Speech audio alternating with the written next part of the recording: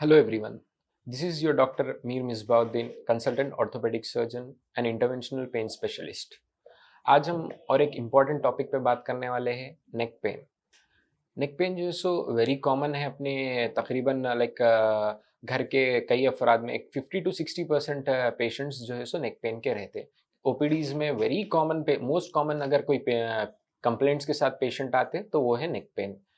ये neck pain शुरू होता लाइक इनिशियली सिर्फ नेक पेन की वजह से सिर्फ पेशेंट कंप्लेन करते हैं सिर्फ गर्दन में दर्द है बल्कि लाइक लेटर ऑन पेशेंट्स जो है सो ये कंप्लेंट्स के साथ आते हैं कि दो हाथ खींच रहे, दो हाथों में चुमटियां भर रहे हैं और ओकेजनली ये सेकंड फेज है, ये जो है सो दो हाथ खींचना, दो हाथों में चुमटियां भरना वगैरह ये सेकंड फेज ऑफ सिम्टम्स है।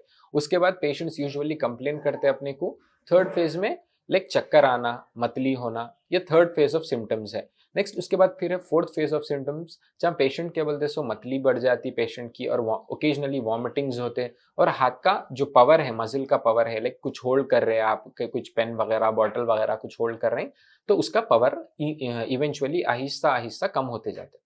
तो इसके लिए नेक्स्ट अपन क्या करना, अपन इस पे आज डिस्कस करेंगे कि कैसे ये चीज़ को, ये फेजेस को अवॉइड करना है और ये नेक पेन को आहिस्ता आहिस्ता दूर करना है। और यूजुअली जो है सो ये इसके जो पेशेंट्स रहते हैं वो कौन रहते हैं, फर्स्ट इसमें भी फर्स्ट जो है सो पेशेंट्स जो धूप का एक्सपोजर मतलब सनलाइट एक्सपोजर जिसको कम रहता वो पेशेंट्स बहुत ज़्यादा ये सिम्टम्स के साथ एग्जिबिट करते।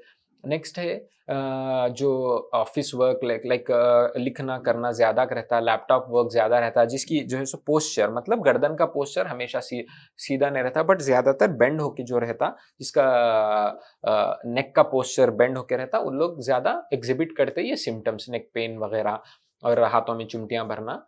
नेक्स्ट उसके बाद फिर स्टूडेंट्स है जो ज़्यादा लिखना वगैरह जो हमेशा गर्दन झुका के लिखते रहते, तो उन लोगों का पोस्चर भी करेक्शन करना रहता है ये नेक पेन अवॉइड करने के लिए। Next will come to how to avoid it, then how to treat it.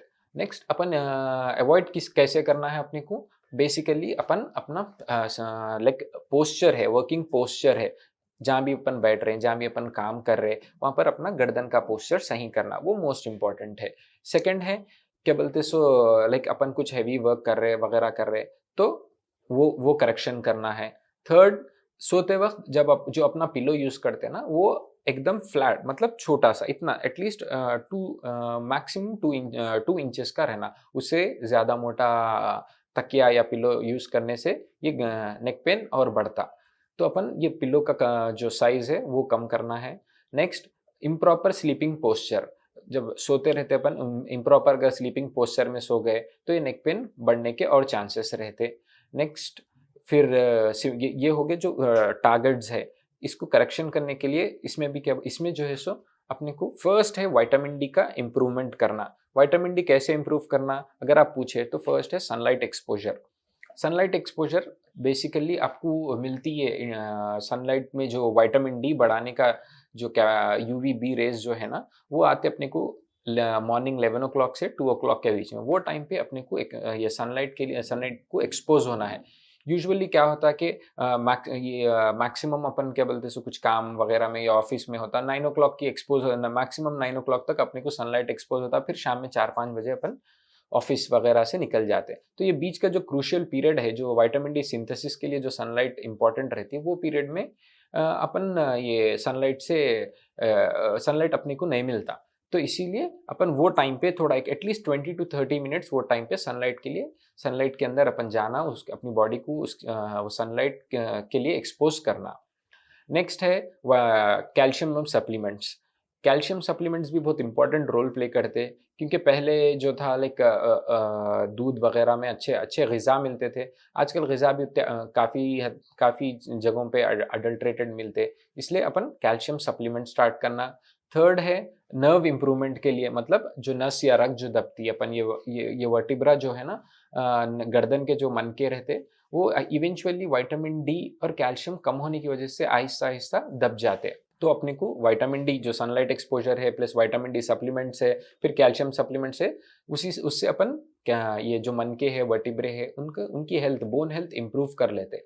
Next है जो ये मनकों के बीच में जो कमज़ोर होने की वजह से जो रग या नस जो दब रही थी इतने टाइम से, उसको इम्प्रूव करने के लिए अपन ये नर्व के जो है सो सप्लीमेंट्स ऐड करना रहता।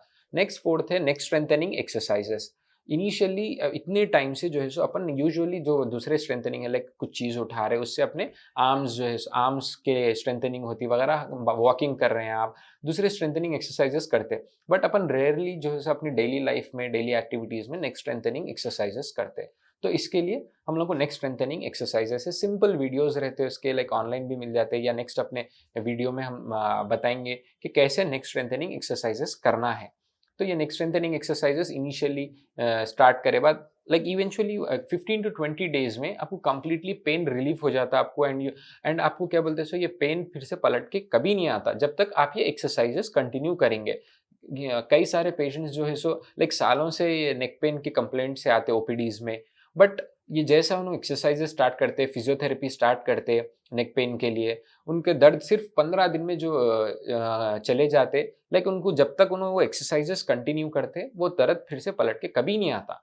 तो ये है एक्सरसाइज, ये है स्ट्रेंथनिंग का इंपॉर्टेंस। एक्सरसाइज जो एक्सरसाइजेस है उसका इंपॉर्टेंस वो है। नेक्स्ट है उसके बाद फिर इन केस इसके बाद का फेज है जब अपन इसको एड्रेस करना इंपॉर्टेंट है, मतलब ये कंप्लेंट्स को एड्रेस अगर ये फेज में भी अपन इन केस नहीं करे तो नेक्स्ट फेज रहता कि कंप्लीट पावर, हाथ का जो पावर है, मसल का जो पावर है वो कंप्लीटली कम हो जाता। जब अपने पास ये स्ट्रेंथनिंग का ऑप्शन या विटामिन डी सप्लीमेंटेशन या कैल्शियम, ये पूरे चीज़ें अपने को हेल्प आउट नहीं करते, वो फेज में सर्जरी ऑप्शन रहता। तो इसीलिए वो फेज में जाने से पहले अपन इनिशियली ये जो फेज है ना, इसी में अपन कवर करने की कोशिश करना। तो आज का जो ये टॉपिक है इस पे मैं शॉर्टली आपको समराइज कर देता हूँ क्या क्या कर सकते हैं अपन।